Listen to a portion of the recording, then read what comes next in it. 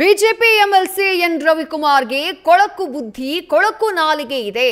ರವಿಕುಮಾರ್ ನಿಮ್ಹಾನ್ಸ್ನಲ್ಲಿರಬೇಕು ಅಂತ ಹೇಳಿ ಪ್ರಿಯಾಂಕ್ ಖರ್ಗೆ ವಾಗ್ದಾಳಿಯನ್ನ ಮಾಡಿದ್ದಾರೆ. ಎನ್ ರವಿಕುಮಾರ್ ಅವರು ಮನು ಸಂಸ್ಕೃತಿ ಹಿನ್ನೆಲೆಯಿಂದ ಬಂದವರು. ಮನು ಸಂಸ್ಕೃತಿಯಲ್ಲಿ ಮಹಿಳೆಯರ ಬಗ್ಗೆ ಏನಿದೆ ಅಂತ ಎಲ್ರಿಗೂ ಗೊತ್ತು. ಅಶ್ಲೀಲ ಮಾತನಾಡಿದ್ರೆ ನೇಣು ಹಾಕೊಳ್ತೀನಿ ಅಂತ ಹೇಳಿದ್ದಾರೆ. ರವಿಕುಮಾರ್ ಅವರಿಗೆ ನಾಚಿಕೆಯಾಗಬೇಕು ಅಂತ ಹೇಳಿ ಸಚಿವ ಪ್ರಿಯಾಂಕ್ ಖರ್ಗೆ ವಾಗ್ದಾಳಿ ಮಾಡಿದ್ದಾರೆ.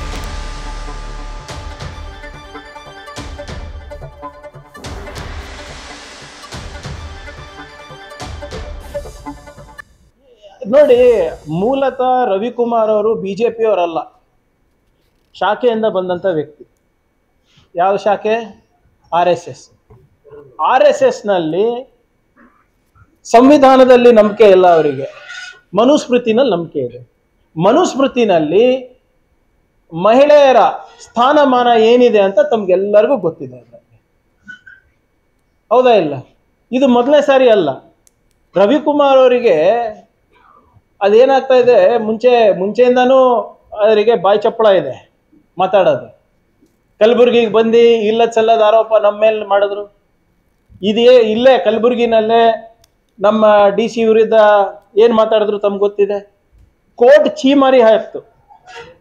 ಇನ್ನೂ ಅವರು ಕ್ಷಮೆ ಕೇಳಿಲ್ಲ. ನೀವು ಕ್ಷಮೆ ಕೇಳ್ಬಿಟ್ಟು ಬನ್ನಿ ನಮ್ಮ ಹತ್ರ ಅಂತ ಹೇಳಿದ್ರು ಕೂಡ ಇನ್ನೂ ಕ್ಷಮೆ ಕೇಳಿಲ್ಲ ಅವರು. ನನ್ನ ಮಾಹಿತಿ ಪ್ರಕಾರ, ನನಗೆ ಗೊತ್ತಿಲ್ಲ ಅಲ್ಲಿ ಕೇಳಿದಾರ ವೈಯಕ್ತಿಕವಾಗಿಲ್ಲ, ನನ್ನ ಮಾಹಿತಿ ಪ್ರಕಾರ ಅವರು ಇನ್ನ ಕ್ಷಮೆ ಕೇಳಿಲ್ಲ. ಅಂದ್ರೆ ಅವ್ರು ಹೇಳಿದ್ದನ್ನ ಸರಿ ಅಂತ ಇನ್ನ ಅನ್ಕೊಳ್ಳೋ ವ್ಯಕ್ತಿ.